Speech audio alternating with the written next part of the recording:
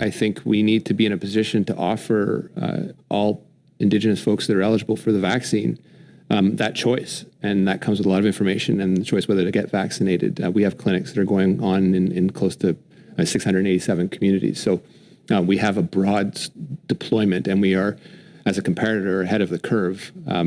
When we get to that notional 100%, I don't know. We know that the next 10% is always more difficult than the prior 10%, just because of the law of averages and the way people behave. So it will have to require more tailored efforts, particularly to what we are seeing, which is not hesitancy within the youth population, but perhaps they take a little more time to go and get that second dose, which requires different strategies, whether it's social media influencers or different type of information. Seeing your elders getting vaccinated was a huge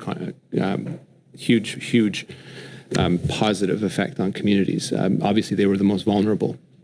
So that has been a good inspiration to other members of the community. But we do see areas where there is less uptake than is optimal. That is of particular concern within communities of higher youth populations that haven't up to now been eligible. So there are some communities with just, on average, a higher youth rate. And so that's areas that we are focusing in Indigenous Services Canada, as they are less immunized on the whole. But getting to that notional quote-unquote herd immunity is something that is still challenging everyone in the world as to what that number actually is, and then obviously what it means. I just know that what we're seeing in Indigenous communities is being ahead of the curve.